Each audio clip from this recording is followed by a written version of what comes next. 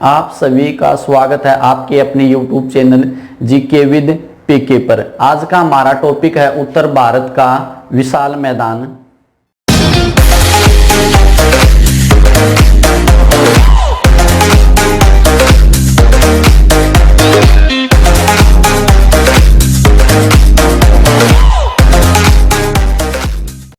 तो आज का हमारा टॉपिक उत्तर भारत का विशाल मैदान। इससे पहले हमने पढ़ा है हिमालय पर्वत भी, शुरुआत में हमने पढ़ा है हिमालय पर्वत के बाद आज है उत्तर भारत का विशाल मैदान भी, कि उत्तर भारत का जो विशाल मैदान है उसका निर्माण किस प्रकार हुआ है। तो यहाँ पर जो भारत के उत्तर में है, यहाँ पर है हिमालय का सबसे बाह्य भाग शिवालिक भी, यहाँ पर है शिवालिक, हिमालय का सबसे नवीन भाग है, बाह्य भाग है, इसे उप हिमालय भी कहा जाता है। तो शिवालिक के ऊपर या फिर हम कह सकते हैं इस क्षेत्र में हिमालय है और यहाँ पर अपना है प्रायद्वीपीय पठार भी, यहाँ पर है प्रायद्वीपीय पठार। तो शिवालिक और प्रायद्वीपीय पठार के बीच में स्थित है उत्तर भारत का विशाल मैदान भी। उत्तर भारत का विशाल मैदान कहाँ है? तो उत्तर भारत का जो विशाल मैदान है हिमालय पर्वत और प्रायद्वीपीय पठार के बीच में स्थित है। तो हिमालय से आने वाली नदियों और प्रायद्वीपीय भारत से आने वाली नदियों के कारण इस मैदान का निर्माण हुआ है। पहले यहाँ पर एक गहरा गड्ढा या गर्त थी, तो जो हिमालय से नदियां अपने साथ अवसाद बहाकर लाती थी, तो उन नदियों ने इस स्थान पर रेत बजरी या कंकर जमा करती रही। इसी प्रकार प्रायद्वीपीय भारत से जो नदियां क्षेत्र में आई वो भी अपने साथ अवसाद बहाकर लाती थी। तो इस नदियों के कारण इस मैदान का निर्माण हुआ है।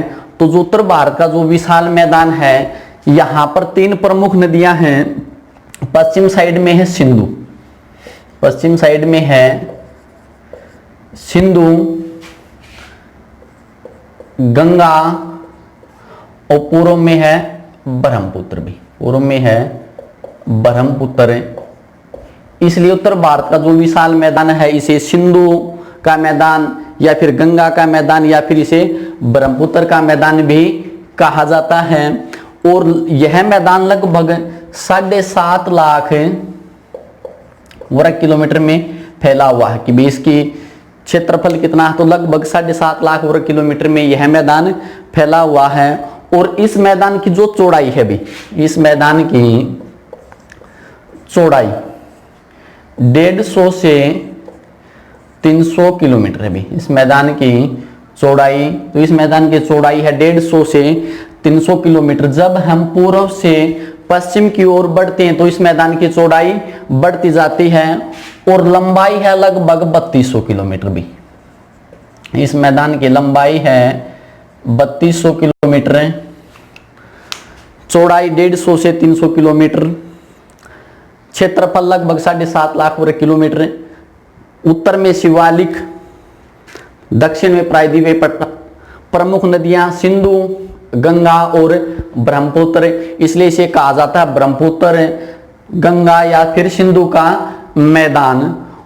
और यह विश्व का सबसे उपजाऊ मैदानों में से एक है भी, कि यहाँ पर जो फसलें होंगी तो वो काफी मात्रा में ज्यादा है। तो यह एक उपजाऊ मैदान है और कृषि योग्य भूमि ज्यादा है। इसलिए भारत में जो सर्वाधिक जनघनत्व वाला क्षेत्र है वो भी यही है भी। सर्वाधिक जनघनत्व वाला कहाँ है? तो जो ये उत्तर भारत का जो विशाल मैदान है यहाँ पर हमें सर्वाधिक जनघनत्व देखने को मिलता है। अब है कि जो ये उत्तर भारत का जो विशाल मैदान है इसको हम पढ़ते हैं कि भी कौन कौन से जो क्वेश्चन बनते हैं अलग अलग, कि भू आकृतियों के आधार पर इसको कौन कौन से नामों से जाना जाता है, कौन कौन सी यह आकृति बनाता है। तो नंबर 1 है भाबर भी। भाबर क्या है? तो एक बार क्वेश्चन पूछा गया है कि भाई शिवालिक के ठीक दक्षिण के भाग को क्या कहा जाता है? भाई कि जो शिवालिक है इसके ठीक दक्षिण के भाग को कहा जाता है भाबर। कि इसके ठीक दक्षिण के भाग को क्या कहा जाता है? तो दक्षिण के भाग को कहा जाता है भाबर। तो भाबर है क्या?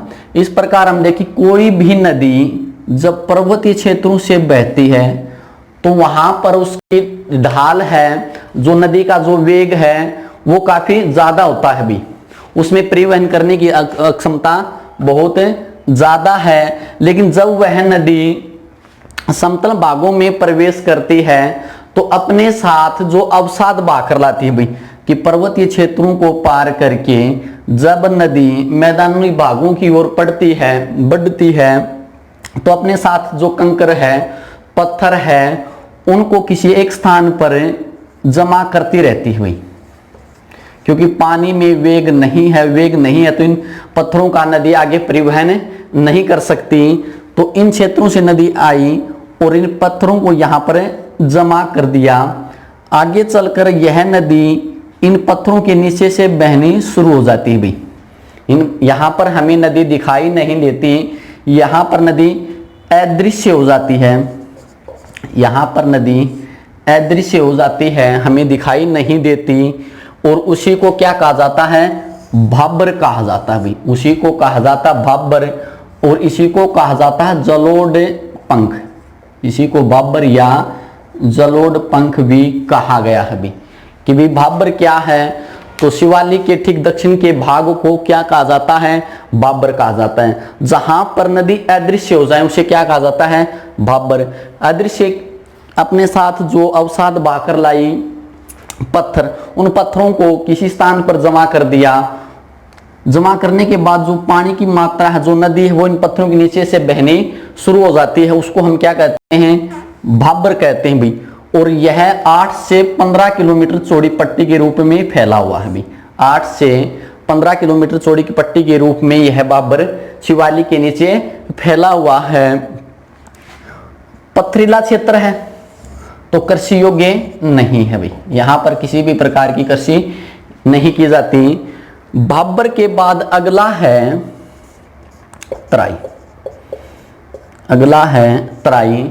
जब नदी इन पत्थरों से निकलकर भी, ये नदी जब इन पत्थरों से निकलकर पुनः दिखाई देवी, पुनः दिखाई देवी, इन पत्थरों से निकलकर जब नदी हमें पुनः दिखाई दे उसे क्या कहा जाता है? तो उस क्षेत्र को कहा जाता है तराई भी। कि उस क्षेत्र को क्या कहा जाता है? तो उस क्षेत्र को कहा जाता है तराई कहा गया है।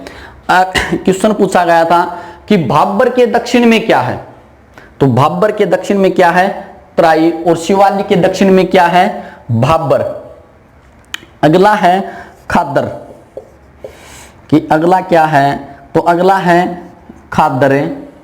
खादर है कि जब नदी इस प्रकार आगे बढ़ती है तो वर्षा ऋतु में नदी में जल की मात्रा काफी ज्यादा हो जाती है और उस समय नदी अपने जो तट हैं भी, जो अपने तट हैं, इनको छोड़कर दूर दूर तक फैल जाती है भाई। इनको छोड़कर जब नदी दूर दूर तक फैल जाती, कि जब नदी में वर्षा ऋतु में पानी की मात्रा ज्यादा हो जाए उस समय इस क्षेत्र में जो बाढ़ आई और इस क्षेत्र में जो बाढ़ आई, नदी है इसमें रेत बजरी तो आती रहती है पहाड़ों से निकल कर, तो इस क्षेत्र में जो बाढ़ आई तो इस क्षेत्र में जो पानी इकट्ठा हुआ, इस क्षेत्र में जो पानी इकट्ठा हुआ उसी को क्या कहा जाता है? खादर भी। उसी को क्या कहा जाता है?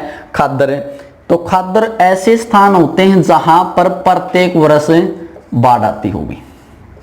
कि खादर क्या है? तो नदी के आसपास का ऐसा क्षेत्र है जहां पर प्रत्येक वर्ष बाढ़ आती है, उसे क्या कहा जाता है? खादर भी।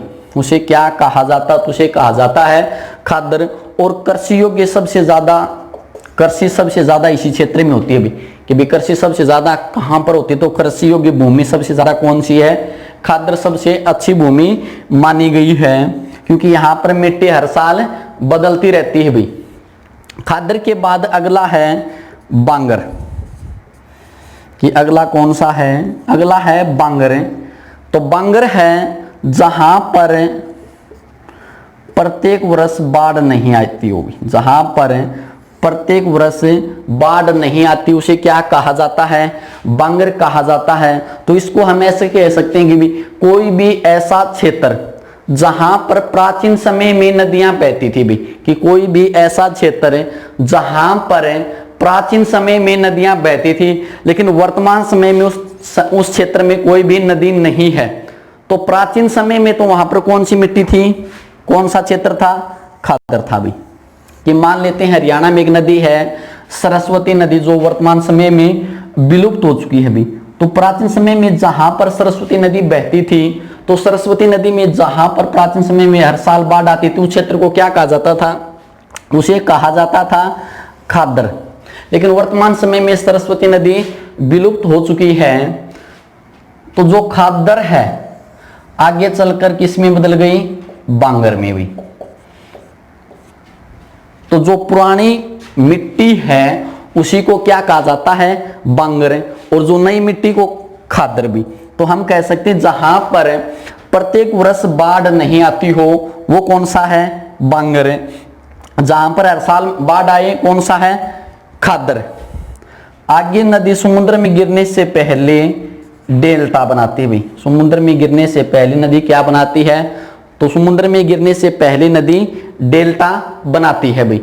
जैसे सुंदरवन डेल्टा, सुंदरवन डेल्टा कि नदी अपने साथ जो अवसाद बहाकर लाती है उसको समुद्र में घेर कर समुद्र के किनारे जमा करती रहती है, जिससे डेल्टा का निर्माण होता है। तो इस प्रकार भू आकृति के आधार पर जो उत्तर भारत का विशाल मैदान है इसको हम 5 भाग, भाबर, जहां पर नदी अदृश्य हो जाए, जहां पर नदी पुनः दिखाई दे, तराई, जहां पर हर साल बाढ़ आए, खादर, जहां पर प्राचीन समय में बाढ़ आती थी भाई, वहां पर वर्तमान समय में कोई भी नदी का अवशेष नहीं है, लेकिन प्राचीन समय में वहां पर बाढ़ आती थी, वो क्षेत्र कौन सा है, बांगर।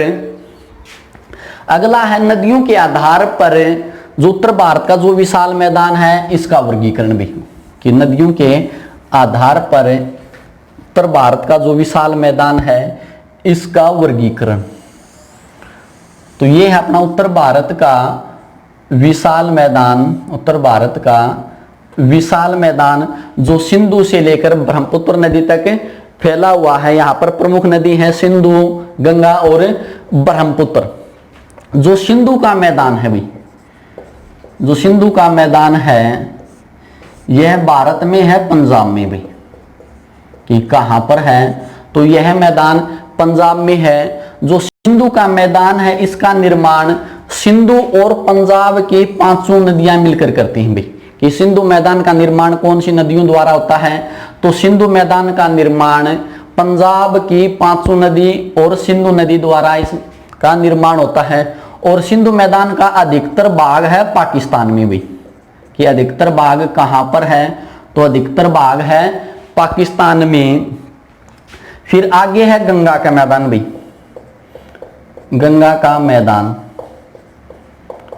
तो गंगा नदी द्वारा बनाया गया भारत का सबसे बड़ा मैदान है भी, उत्तर भारत का विशाल मैदान है। इसका निर्माण प्रमुख सिंधु नदी है, ब्रह्मपुत्र और गंगा। तो जो सबसे ज्यादा योगदान है वो किसका है, गंगा नदी का है भी। और गंगा नदी का जो मैदान है यह यूपी, बिहार, पश्चिमी बंगाल, झारखंड आदि राज्यों में फैला हुआ है भी, आदि राज्यों में यह फैला हुआ है। गंगा नदी, गंगा और उसकी सहायक नदियों द्वारा इसका निर्माण होता है। अगला है ब्रह्मपुत्र, ब्रह्मपुत्र मैदान, और इसी को कहा जाता है असम का मैदान भी। तो असम मैदान का निर्माण कौन सी नदी करती है, तो असम मैदान का निर्माण करती है ब्रह्मपुत्र नदी। गंगा मैदान का निर्माण कौन सी नदी करती है, गंगा नदी। और पंजाब मैदान का निर्माण कौन सी नदी करती है, तो पंजाब मैदान का निर्माण करती है सिंधु नदी। तो इस प्रकार हमने दूसरा भाग पढ़ लिया कि उत्तर भारत का विशाल मैदान।